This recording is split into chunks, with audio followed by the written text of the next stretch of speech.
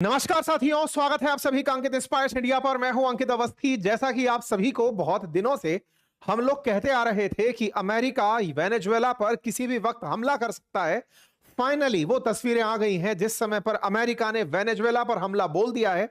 और यह हमला कितना भीषण है, कितना घातक है, इसका अंदाजा आप केवल इस बात से लगा लीजिए कि राष्ट्रपति का कोई अता पता नहीं है। और अगर हम ट्रंप की माने तो राष्ट्रपति शायद उठा लिए गए हैं। क्या है इस पूरी कहानी का मतलब, कब से शुरू हुआ हमला, क्या है अपडेट, सारी जानकारी आज के इस सेशन में। और जैसा कि आप लगातार लंबे समय से अंकित इंस्पायर इंडिया पर इस जानकारी को सुनते आ रहे हैं कि अमेरिकी जंगी जहाज पहुंच चुके हैं, अमेरिका ने नोटम जारी कर दिया है। और तो और कल जब मैंने आपको अपनी पाठशाला पर इस साल होने वाले 10 बड़े युद्ध का जिक्र किया था, उसमें मैंने वेनेजुएला को आपके सामने बताया था कि यह कभी भी हो सकता है, और वो हो चुका है। और वेनेजुएला के ऊपर अमेरिकी हमले के बाद के दृश्य फिलहाल आपके सामने हैं। किस तरह से वेनेजुएला की राजधानी काकेशस पर हुए इन हमलों को आप यहां पर देख रहे हैं, किस तरह से यहां पर बड़ी बड़ी इमारतों के साथ में उठता हुआ धुआं दिखाई दे रहा है। कुल मिलाकर के मिस्टर पीस प्रेसिडेंट पिछले साल शांति दे रहे थे, इस साल की शुरुआत में अशांति दे रहे हैं। मिस्टर पीस प्रेसिडेंट फीफा से प्राप्त शांति पुरस्कार से शायद खुश नहीं हुए, क्योंकि शायद नोबेल शांति पुरस्कार कमेटी ने यह पहचान लिया था कि ट्रंप की असल फितरत युद्ध रुकवाना नहीं, युद्ध करना ही होगी। यही कारण है कि इस साल की शुरुआत में उन्होंने दुनिया को एक जबरदस्ती का युद्ध थोपा है। उन्होंने वेनेजुएला पर जिस तरह से हमला किया, वो हमला एक संप्रभु राष्ट्र पर, जिस राष्ट्र की अपनी खुद की स्वतंत्रता है, जो खुद से खुद के डिसीजन लेने के लिए फ्री है, उस पर हमला करके किस तरह से शक्तिशाली राष्ट्र किसी दूसरे देश को मिटा सकते हैं, यह दर्शाने का प्रयास किया है। और अगर यह घटना इस तरह से देखी जाए कि अगर अमेरिका दुनिया में इतना शक्तिशाली है, तो जो राष्ट्र उसके सामने नहीं खड़े हो सकते, वो उन पर कभी भी किसी समय भी हमला कर सकता है।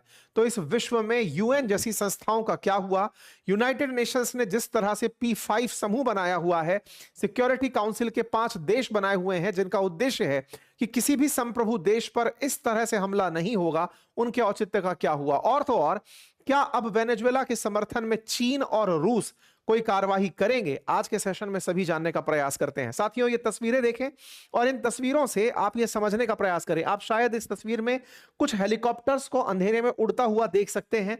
ये चिनूक हेलीकॉप्टर्स बताए जा रहे हैं। तस्वीरों में उड़ते ये हवाई जहाज बहुत ही नीचे से उड़ते हुए दिखाई दिए। और यह घटना कब हुई, जिस समय आप इस सेशन को सुन रहे हैं, मतलब इंडियन टाइम में अगर आप इसे इवनिंग में सुन रहे हैं, वेनेजुएला हमसे 9-10 घंटे पीछे चल रहा है। मतलब अपने यहां पर अगर इस समय इवनिंग हो रही है तो उनके यहां भोर हो रही है, सुबह का समय चल रहा होगा। ठीक है, तो ये अपने हिसाब से जब आप और हम दोपहर 12 से 1 बजे में रहे होंगे, ये उस समय उनके यहां हुए हमले हैं। लगभग 2 बजे के आसपास रात्रि में हुए हमले हैं वेनेजुएला के अंदर। तो आपसे मतलब आप जिस खबर को जिस समय सुन रहे हैं, इससे 2 घंटे पहले ही यहां पर हमले होकर चुके हैं। तो समय के हिसाब से इस बात को देखिएगा। ये वेनेजुएला है जिसके बारे में शायद आप जानते हैं, अब तक इतनी बार चूंकि जिक्र हो चुका है। दक्षिण अमेरिका के अंदर स्थित एक देश जिसके पास दुनिया का सबसे अधिक ज्ञात तेल भंडार है। इस ज्ञात तेल भंडार सऊदी अरब से भी ज्यादा, विश्व का सबसे ज्यादा तेल जिस देश के पास है वो वेनेजुएला है। वेनेजुएला अमेरिकी कंपनियों को अपने यहां नहीं रहने दिया था, यह खुन्नस थी अमेरिकी कंपनियों की। इसी के चलते ट्रंप को उन्होंने इलेक्शन में फाइनेंस किया था। यही कारण था कि उन्हीं तेल कंपनियों ने भारत का रूस से तेल खरीदवाना प्रतिबंधित किया था, ताकि भारत अमेरिका से तेल खरीद सके। और वो अमेरिकी कंपनियां जो ऑयल रिफाइन करती हैं, वो ट्रंप को फाइनेंस की थी ताकि वो जब राष्ट्रपति बने तो वेनेजुएला से हुई जो उनकी बेइज्जती है उसका बदला ले सकें। आज वेनेजुएला पर हमला होता है और यहां के राष्ट्रपति के बारे में सूचनाएं दी जा रही हैं। अभी तक पुख्ता जानकारी वेनेजुएला की तरफ से ऑफिशियल स्टेटमेंट नहीं आया है। ट्रंप की बातें हैं कि यहां से राष्ट्रपति गायब कर दिए गए हैं। कहां गए, कौन ले गया, ये सब बातें चर्चा का विषय है। यहां की राजधानी काराकस पर यह हमला हुआ। ट्रंप के द्वारा यह हमला शुरुआत में अनाउंस ही नहीं किया गया। अक्सर ट्रंप जब हमले होते हैं उस समय एक जानकारी देते हैं कि हां हमने ऐसा कर दिया है। लंबे समय तक कोई इंफॉर्मेशन नहीं थी। इधर उधर से मीडिया कवरेज आना शुरू हो रहा था कि वेनेजुएला की कैपिटल जो है, यहां पर एक्सप्लोजन्स हो रहे हैं, जिसके चलते मादुरो ने नेशनल इमरजेंसी डिक्लेयर कर दी है। मैं फिर से आपको याद दिला दूं, आज से 2 महीने पहले जब इन्होंने एक बड़ा युद्धपोत तैनात किया था, तब इसी चैनल पर मैंने आप लोगों को यह बताया था किसी भी वक्त वक्त वेनेजुएला पर हमला हो सकता है। और मैंने अपने वीडियो में ये किसी भी वक्त को लेकर ये कहा था कि ये समय ट्रंप खुद से तय करेंगे जब दुनिया ये मान चुकी होगी कि अब युद्ध के बादल साफ हो चुके हैं, ये उस समय हमला करेंगे। हमारे ही सेशन में मैंने आप लोगों को जानकारी दी थी। निकोलस मादुरो यहाँ के राष्ट्रपति हैं, जो कि हुगो शावेज को उत्तराधिकारी, मतलब हुगो शावेज के उत्तराधिकारी के रूप में सोशलिस्ट पॉलिसीज को वेनेजुएला में लेकर चल रहे हैं। वेनेजुएला ऑयल संपन्न राष्ट्र होकर के भी अत्यधिक महंगाई और गरीबी से जूझ रहा है, क्योंकि इन्होंने सरकारी नीतियां ऐसी अपनाई थी जिसमें जनता को सब मुफ्त देने की योजना थी, चाहे वो एक एजुकेशन, चिकित्सा, वाटर, तमाम प्रकार की सुविधाएं। और ऐसे में इन्होंने सरकारी खजाने खूब लुटाए। जो तेल निकालने और रिफाइन करने वाली कंपनियां थी उन्हें सरकारी बना दिया। प्राइवेट कंपनियों को पूरी तरह सरकार के अंडर में ले लिया। बड़ी बड़ी तेल कंपनियां जो मुनाफे में रहना चाहती थी या मुनाफे में रह रही थी, वो सरकारी की नीतियों के चलते बंद हो गई। उन्हें जब सबको एक जैसा ही लाभ मिल रहा है, जब आप असल में जो साम्यवादी नीतियां हैं, उनका सबसे बड़ा नुकसान ही ये होता है कि ये उन लोगों को हतोत्साहित करती हैं जो अपने मेहनत से अच्छे प्रदर्शन करना चाहते हैं। अगर सरकार सभी से यह कहने लगे कि मैं सबको एक जैसी नौकरी, सबको एक जैसा भोजन और सबको एक जैसा जीवन दूंगा, तो ऐसे में व्यक्ति जिसके अंदर मेहनत करके खुद के जीवन स्तर को ऊंचा उठाने की चाहत है, वो मेहनत करना छोड़ देता है। ऐसा साम्यवादी नीतियों में, सोशलिस्ट नीतियों में देखा गया है। जब ये बहुत ज्यादा काम करने लगती हैं तो लोगों से काम करने की इच्छा छीन लेती हैं।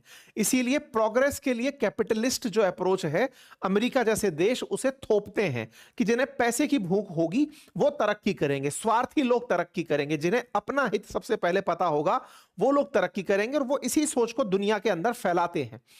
वेनेजुएला का फेल हो जाना अब आने वाले समय में यह चर्चा का विषय बनेगा कि अगर यह देश सऊदी की तरह तेल निकालने में अमेरिका की मदद पहले ले लिया होता, या फिर यह देश इतना डेवलपमेंट मतलब इतना तेल होते हुए भी अगर ये अपने आप प्राइवेट कंपनीज को डेवलप होने दिया होता, तो शायद ये सऊदी से भी ज्यादा पावरफुल, क्योंकि इसके पास इतना तेल है, सऊदी से भी ज्यादा तेल है, विश्व का सबसे ज्यादा ज्ञात तेल भंडार है, तो ये निश्चित ही एक बहुत बड़ी अर्थव्यवस्था होता। लेकिन यहां की सरकार की नीति और यहां की जनता को जो मुफ्त में मुफ्तखोरी पसंद आई, उसके चलते आज देश ने रातों रात खुद पर होता हमला देखा। 4 बड़े शहरों को निशाना बनाया गया, जिसमें काराकश के अलावा मिरांडा, अरागुआ और ग्वायरा शामिल हैं। यहां पर 7 हवाई हमले हुए। तस्वीरों में अगर आप हमले देखें तो आप उन हमलों की इंटेंसिटी से अंदाजा लगा सकते हैं कि ये कितने भीषण रहे होंगे। 10 विमान अंदर घुसते हैं। आप यहां पर आते हुए गोलों को देख सकते हैं। यहां के जो प्रमुख सैन्य ठिकाने थे, मिलिट्री कॉम्प्लेक्सेस थे, उनको निशाना बनाया गया। जहां पर इनके वेपन्स रखे थे वेनेजुएला वालों के, उन्हें निशाना बनाया गया। आप तस्वीरों में देख सकते हैं कि किस तरह से यहां पर डिपो के डिपो को नष्ट कर दिया गया। यानी कि पहले वेनेजुएला को चारों तरफ से इन्होंने ब्लॉकेड किया था। मैंने आपको बताया था उस समय भी, जब समुद्र से इन्हें चारों तरफ से घेर दिया गया था, यहां आने जाने वाले सारे पानी के जहाज रोक दिए गए थे। पूरी तरह से इनका नक्शा भर दिया गया था कि अब ये यहां से निकल नहीं पाएंगे। चारों तरफ से उन्हें ब्लॉकेड किया गया। उसके बाद में सारी जगह मार्क की गई कि इस जगह पर सेना के सारे डिफेंस के इक्विपमेंट रखे हैं, यहां से ये अटैक कर सकते हैं, इस पोर्ट से ये भाग सकते हैं, और उन पर जैसे कोई आतिशबाजी हो रही हो, इस तरह से यहां पर एक भीषण हमले को अंजाम दे दिया गया। तो ये मतलब पहले प्राइमरी एक्सप्लोजन था। सेकेंडरी एक्सप्लोजन दर्शाता है कि पहले एक बॉम्ब फटता है और वहां रखे और जो बॉम्ब है वो फट जाते हैं। ये इस प्रकार से मतलब इनकी जो रिटेलिएशन की पावर थी उसको भी खत्म कर दिया गया। यहां आप देख सकते हैं कि किस तरह से ये जो हेलीकॉप्टर्स हैं, ये अपने मतलब सेना के जो ठिकाने हैं उन पर हमला करते हुए दिखाई दे रहे हैं। वेनेजुएला के अंदर इस समय ह्यू एंड क्राई की सिचुएशन बनी हुई है।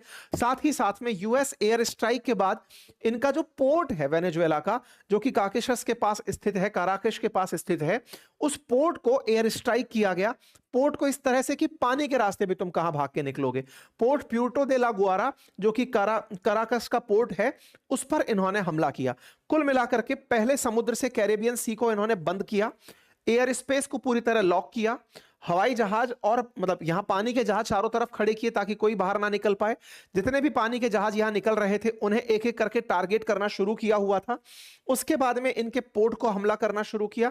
अब आपके सामने स्थिति है कि कोई ऑप्शन नहीं बचा। ऑप्शन नहीं बचा तो आप हालात देख सकते हैं ला गुएरा के ऊपर। इस तरह से पूरी तरह खंड भंड हो गया है।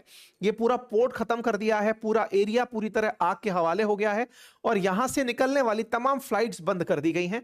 शुरुआत में जब यहां पर लॉकहीड मार्टिन का हरक्यूलस उड़ना शुरू हुआ था, उस समय यह समझ में आ गया था कि हो सकता है कि यहां निकोलस मादुरो के ऊपर संकट आ चुका है। अमेरिका ने अपने फाइटर जेट्स के सारे ट्रांसपोंडर्स बंद करवा के उन्हें हमले के लिए भेजा था, ताकि वो फ्लाइट रडार पर कैप्चर ना किए जा सके। फ्लाइट रडार पर हुए इन हमलों को किसी ने मॉनिटर नहीं किया, क्योंकि हवाई जहाज उड़ तो रहे थे लेकिन किसी भी रडार में नहीं थे, क्योंकि ट्रांसपोंडर्स बंद थे। क्या इस पर दुनिया की कोई प्रतिक्रिया आई? जब तक मैं आपके सामने ये सेशन लेकर आया हूं, अभी शुरुआती प्रतिक्रिया इनके एक पड़ोसी देश कोलंबिया की आई है, वेनेजुएला के पड़ोसी देश। वो इसे संप्रभुता के ऊपर हमला बता रहे हैं और वो यूएन से आह्वान कर रहे हैं कि इस पर अर्जेंट बैठक बुलाई जाए। ऐसे कोई देश दूसरे देश पर कैसे हमला कर सकता है? ऐसे ही कैरिबियन कंट्री क्यूबा है, उसकी तरफ से भी इसे संप्रभुता पर हमला बताया गया। इन देशों के आपसी जो व्हाट्सएप ग्रुप्स हैं उसमें डिस्कशन चल रहा है कि यहां के जो पैलेसेस हैं उन पर हमला कर दिया गया है, प्राइवेट एयरपोर्ट पर हमला कर दिया गया है। सारे के सारे अपडेट अब लोकल लेवल पर चल रहे हैं। वेनेजुएला की सड़कों पर अब टैंक चलते हुए दिखाई पड़ रहे हैं और जनता शहर छोड़कर जाती हुई दिखाई दे रही है। वेनेजुएला पर यह हमला संभावित था, यह सबको पता था, लेकिन इतना जल्दी वेनेजुएला सरेंडर हो जाएगा या फिर एक रिएक्शन और एक हमले के बाद वेनेजुएला के साथ में सारा की सारा साम्राज्य हट जाएगा या बदल जाएगा, ये अमेरिका के परफेक्शन को दिखाता है और वेनेजुएला के खोखलेपन को। वेनेजुएला लगातार अमेरिका को इस बात पर लगातार चैलेंज दिया जा रहा था और ये सोचने वाली बात है कि वेनेजुएला ने डिप्लोमेसी में भी कितना लॉस उठाया होगा, जबकि ये रूस से बात कर चुका था कि अगर अमेरिका इस पर हमला करेगा तो रूस इसके साथ खड़ा होगा। तो क्या वेनेजुएला के लिए पुतिन कोई भी एक्शन लेंगे? क्योंकि ये सबसे बड़ा सवाल है। सवाल इसलिए क्योंकि यूएस ने इसे बहुत लेट एक्नॉलेज किया है कि हां, ट्रंप का हमला था, ट्रंप ने यह हमला करवाया है। पूरी तरह से ट्रैवल एडवाइजरी लेवल 4 जारी करके हमले की वो लिया गया। कहा गया कि इनके जो रक्षा मंत्री हैं वेनेजुएला के, उनको भी हमले के अंदर निशाना बना दिया गया है। इंटरेस्टिंग बात यह है कि मादुरो कल ही चाइना के प्रतिनिधि मंडल से मिले थे। चाइनीज लोग यहां आए हुए थे, उनसे इनकी मुलाकात हुई है। इतना सीक्रेसी के साथ ट्रंप ने यह हमला प्लान किया। 4 महीने पहले से प्लानिंग चल रही थी। 2 महीने पहले हमने कहा था किसी भी समय हमला हो सकता है। हम चर्चा में आपके सामने इस बारे को कह रहे थे कि जिस तरह की प्लानिंग चल रही है यह हमला करेंगे। हमले के साथ साथ वेनेजुएला लगातार प्लानिंग में था कि वो पुतिन के साथ मिलकर के रिटेलिएशन का इनको धमकी देंगे कि तुम अगर हम पर हमला किए तो हम बदला ले लेंगे। चाइना वाले लोग मिलने गए हुए हैं, उसके बावजूद भी इनके ऊपर हमला हो जाता है। यहां पर शुरुआती खबर आने लगी कि मादुरो के बारे में कोई खबर नहीं है। थोड़ी देर बाद ट्रंप खुद निकल कर आते हैं और कहते हैं कि मादुरो को हमने पकड़ लिया है और उनकी पत्नी को भी पकड़ लिया है और पकड़ करके उन्हें बाहर भेज दिया गया है। ट्रंप का खुद का ट्रुथ हैंडल पर एक मैसेज आता है और लिखते हैं, large scale strike against Venezuela की गई। President Nicolas Maduro who has been along with his wife captured and flown out of the country. पकड़े गए और उन्हें उस देश से बाहर निकाल दिया गया। अब ये अमेरिका खुद अपने देश में लेकर चले गए या फिर वो जो कैरेबियन कंट्रीज हैं जो कि जहां पर इन्होंने अपने युद्धपोत खड़े किए हुए हैं, उनमें से किसी देश के पास या फिर ये जो ब्रिटिश आइलैंड्स यहां पर बने हुए हैं, इनमें से किसी जगह पर इनको ले जाया गया। अब किसी को नहीं पता है। ये बिल्कुल वैसे ही है जैसे अमेरिका ने तेल के लिए इराक पर हमला किया था, सद्दाम हुसैन को पकड़ा था और उसे फांसी दे दी थी। हो सकता है अमेरिका बिल्कुल उसी तर्ज पर निकोलस मादुरो को पकड़े, क्योंकि तेल के लिए वेनेजुएला पर हमला हुआ है, ये सब जानते हैं, पब्लिक में आ चुका है। ऐसे में मादुरो के साथ भी ये हो सकता है कि कोई बड़ा ऐसा ही कार्रवाई करते हुए दिखाई दे जाए। ये घटना अमेरिका के अंदर चर्चा में आ रही थी जब यहां पर पिज्जा डिलीवरीज के नंबर बढ़ने लगते हैं। असल में अमेरिका का रक्षा मंत्रालय पेंटागन, यहां पर एक बड़ा ही मीटर चलता है, उस मीटर को पिज्जा मीटर कहते हैं। और इस पिज्जा मीटर में क्या होता है कि लेट नाइट देखा जाता है कि कितना पिज्जा ऑर्डर किया जा रहा है यहां से। जब भी यहां से पिज्जा डिलीवरी, पिज्जा ऑर्डर्स की संख्या बढ़ने लगती है तो उस समय यह माना जाता है कि यहां पर कुछ बड़े फैसले हो रहे हैं, क्योंकि लेट नाइट टीम काम कर रही है और जो लेट नाइट काम कर रही हैं उन्हें खाने के लिए पिज्जा दिया जा रहा है। और यह होता है अमेरिका में जब भी किसी देश पर हमला किया है उससे पहले इनके पेंटागन में इस तरह से पिज़्ज़ा पिज्जा के ऑर्डर्स अचानक बढ़ने लगते हैं। तो कल रात का, मतलब अपन के हिसाब से अगर हम बात करें तो आज दोपहर 1-2 बजे के आसपास का, आप यहां पर देखें तो अचानक पिज्जा सेल के अंदर बहुत ज्यादा वृद्धि 3 बजे सुबह दिखाई देनी शुरू हुई थी। और ये पेंटागन पिज्जा रिपोर्ट के हिसाब से ही रिपोर्ट्स दी जाती हैं। और यहां पर पेंटागन से कितने पिज्जा ऑर्डर हुए ये अब पूरी दुनिया देखती है कि जब अमेरिका में पिज्जा की सेल बढ़ रही हो पेंटागन के पास, तो समझो किसी देश की सामत आने वाली है। ऐसे में वेनेजुएला के ऊपर से सभी तरह की फ्लाइट्स अब बंद हो चुकी हैं। ट्रंप जो कि दुनिया में शांति के लिए निकलकर आए थे, उन्होंने एक संप्रभु देश पर साल की शुरुआत में हमला कर दिया है। यह हमला केवल और केवल इनके तेल की एस्पिरेशंस के लिए है। दुनिया को वाकई में इससे सबक लेने की आवश्यकता है। दुनिया के तमाम राष्ट्र अगर अभी भी इस तरह के हमलों के साथ में नहीं कोई सबक लिए तो किसी भी देश की संप्रभुता का कोई मतलब नहीं रह जाएगा। अमेरिका जिसे पसंद करेगा उसको ही अपने साथ चलने देगा, अदरवाइज दूसरे देशों को वो अपने हिसाब से ट्रीटमेंट देता रहेगा। दुनिया के लिए ये बहुत ही अलार्मिंग सिचुएशन है कि एक देश दूसरे देश को केवल ये ब्लेम करके कि तुम हमारे यहाँ ड्रग्स भेजते हो, तुम्हें हम पनिशमेंट देंगे। ऐसे दुनिया भर की चीजें हैं जो अमेरिका दूसरे देशों में भेजता है। दुनिया को नशे की लत वो भेजता है, गंदी आदतें वो भेजता है, अश्लील पिक्चर्स वो भेजता है। उसके बावजूद कोई अमेरिका के खिलाफ नहीं खड़ा होता। लेकिन दुनिया में किसी भी देश पर उसे दंडनायक की तरह जो निर्णय लेने की शक्ति मिली है, यह उसके शक्तिशाली होने का प्रमाण तो है, लेकिन यह दुनिया में गुंडई का प्रमाण भी है। अक्सर इस तरह से गुंडे भी यही कर रहे होते हैं। तो एक संप्रभु देश के ऊपर हमला करके अमेरिका ने भी दुनिया पर गुंडा राज दिखाने का प्रयास किया है। लेकिन गुंडों की ताकत तब तक ही बनी रहती है जब तक लोग एकजुट नहीं होते। विश्व को आवश्यकता है कि इस हमले का एकजुट होकर खंडन किया जाए। आवश्यकता इस बात की है कि यूएन इसमें अपनी प्रासंगिकता सिद्ध करे। यहां पर निजी स्वार्थ के स्थान पर दुनिया के देशों को, क्योंकि ये आज वेनेजुएला पर हुआ है, कल को किसी और देश पर इस तरह के हमले हो सकते हैं। अब दुनिया को अगर यह हमले से बचना है तो सबको न्यूक्लियर बॉम्ब की जरूरत पड़ने लगेगी, क्योंकि अमेरिका केवल उन्हीं देशों पर हमला नहीं कर पाता जिनके पास न्यूक्लियर बॉम्ब्स हैं। तो दुनिया अचानक अब न्यूक्लियर बॉम्ब्स की होड़ की तरफ बढ़ने लगेगी। विचारणीय है कि साउथ कोरिया के ऊपर अमेरिका ने एक भी बयान पिछले साल नहीं दिया। कारण था किम जोंग उन के पास उपस्थित न्यूक्लियर बॉम्ब। ट्रंप ने दुनिया भर पर तमाम बयान दिए, सभी के ऊपर उन्होंने टिप्पणी की, सब तरह के ट्रेड टैरिफ सब की बात की। नॉर्थ कोरिया उनके स्टेटमेंट से ही गायब था, क्योंकि उन्हें पता था कि अगर मेरे सनक के साथ उसकी सनक चल गई तो हमारे साथ दिक्कत खड़ी कर सकता है। चुप मार करके उसे इग्नोर ही कर दिया, जैसे वो वर्ल्ड में एग्जिस्ट ही नहीं करता। बिल्कुल वैसे ही आज ईरान को टारगेट किया जा रहा है जब तक उसके पास न्यूक्लियर बॉम्ब नहीं है। ये सभी विचारणीय तथ्य हैं, और इस तरह से अगर होने लगा तो दुनिया के देशों में न्यूक्लियर बॉम्ब की होड़ मच जाएगी। जो देश खरीद नहीं पाएंगे वो कालाबाजारी करने लगेंगे। पाकिस्तान जैसे देश, भारत जैसे देश के लिए बड़े रोग नेशन बन जाएंगे। ये देश दुनिया के साथ ऐसे समझौते करने लगेंगे जैसे फिलहाल इन्होंने सऊदी के साथ किया। इस तरह से दुनिया के अंदर बहुत अलग विचित्र स्थिति बनकर आ जाएगी। इसे सोचने और समझने की अत्यंत आवश्यकता है। वेनेजुएला जो कि दुनिया में सबसे ज्यादा तेल का भंडार रखता है, इस पर हमले के लिए मैंने आप लोगों को 4 महीने पहले, 2 महीने पहले और कल भी, तीनों समय पर मैंने इन्फॉर्म किया, क्योंकि ट्रंप लगातार अपनी हरकतों से बताए जा रहे थे। पहले इनकी बोट्स को निशाना बनाया जा रहा था, बाद में फिर इनके ऑयल टैंकर्स को सीज किया जाना शुरू हुआ। तब समझ में आया कि असली कहानी ड्रग्स की नहीं है, इनके तेल की है, और अब वो आपके सामने आकर आ चुका है। तो अब बड़ा सवाल पुतिन के ऊपर भी आ चुका है, क्योंकि दुनिया के अंदर अगर पावर बैलेंस करने की बात आती तो रूस को अभी तक काउंटर पावर माना गया, कि अमेरिका हमेशा रूस के डर से ऐसा नहीं करता था, या फिर चाइना को काउंटर पावर माना जा रहा है। अगर वाकई में ये 2 देश एग्जिस्ट कर रहे हैं, क्योंकि यही वो 2 अपोजिट फैक्शंस हैं जो वेनेजुएला के साथ खड़े दिखाई दिए थे। ऐसे में क्या निकोलस मादुरो के साथ ये जो फोटो अपॉर्चुनिटी दिखाते हुए देश हैं, क्या ये वाकई में वेनेजुएला के लिए कोई स्टैंड लेंगे? ये बड़ा सवाल होगा। अपडेट्स के साथ हम अगला सेशन जरूर लेकर आएंगे। अपडेट्स में वेनेजुएला के साथ कौन से देश चलकर आए वो बताया जाएगा, क्योंकि अभी तक जब तक हम आप तक ये सेशन लेकर आए हैं ऐसी कोई जानकारी बाहर नहीं आई है। मादुरो के बारे में कोई स्पष्ट बयान, ट्रंप की कोई और कार्रवाई अगर होती है तो मैं आप तक उसे अवश्य लेकर आऊंगा। फिलहाल के लिए इतना ही। अपडेटेड रहने के लिए चैनल को सब्सक्राइब कर लीजिए। हमने कई बार आपसे कहा है कि अगर आप चैनल को सब्सक्राइब करके चलते हैं तो तमाम प्रकार के अपडेट्स आप तक ऑटोमेटिक दिखने लगते हैं, आपकी स्क्रीन पर आने लगते हैं।